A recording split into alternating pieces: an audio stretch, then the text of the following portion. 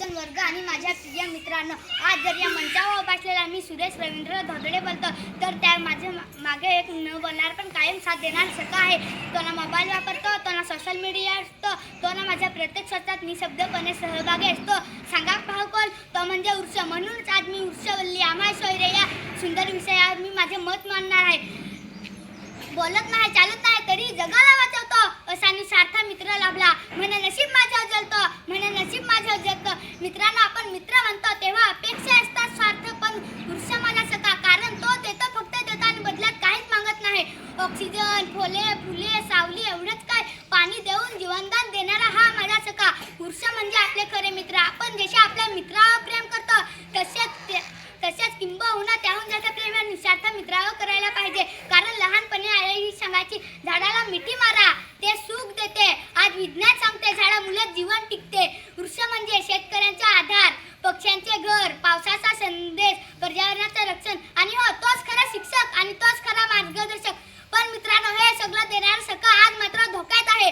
कवी म्हणते, देणाऱ्यांनी देत जावे, घेणाऱ्यांनी घेत जावे, देणाऱ्यांनी देत जावे, घेणाऱ्यांनी घेत जावे.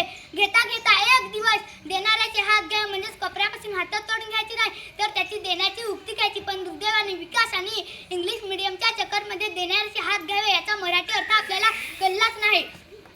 नुसते हातच नाही, तर संपूर्ण शरीरच देऊन टाकले. अंगणातल्या तुलसीपासून ते परसबागेतल्या पालेभाज्यापर्यंत, शेतातील अन्नधान्यापासून ते जंगलातील वनौषधापर्यंत, गवताच्या काडीपासून ते जंगलातील मोठमोठ्या झाडापर्यंत, या सर्वत्र वनस्पतींनी मानवी जीवनाला श्रीमंती प्राप्त करून दिली आहे. तसेच महाराष्ट्राच्या इतिहासाला स्वर्ण आणि अनमोल बनवण्याचे काम संत कवीने केले आहे. तसेच महाराष्ट्राच्या इतिहासाला स्वर्ण आणि अनमोल बनवण्याचे काम संत कवीने तसेच केले आहे.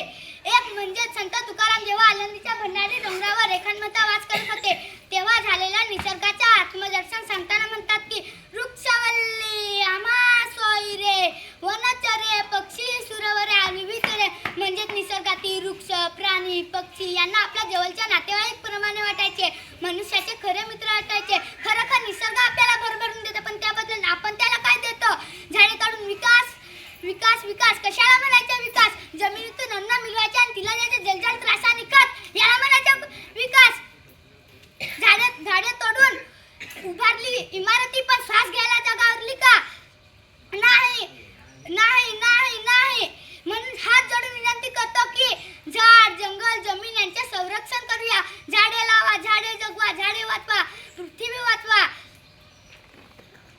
आज आपण म्हणतो विकास विकास विकास. जर विकासाच्या नावाखाली जर झाडे तोडली तर तो विनाशाचा शॉर्टकट ठरेल. झाडे तोडून उभारली शहरं, पण श्वास घ्यायला जागा उरली का? निसर्गाला अर्थ मुकाट्याने माणसाला जाणीव झाली का? भविष्यातील मुलासाठी पैसा, नाणे, सोनी, बंगला, कार, गाडी, शेती, वाडी कमवून ठेवण्यापेक्षा स्वच्छ, सुंदर अशा निसर्गाने हिरवीगार पृथ्वी ठेवूया.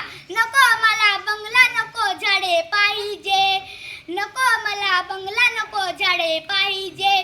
मित्रा मला सुंदर अशी पृथ्वी पाहिजे. मित्रा मला सुंदर अशी पृथ्वी पाहिजे. विचार करा मित्रांनो, जर झाडे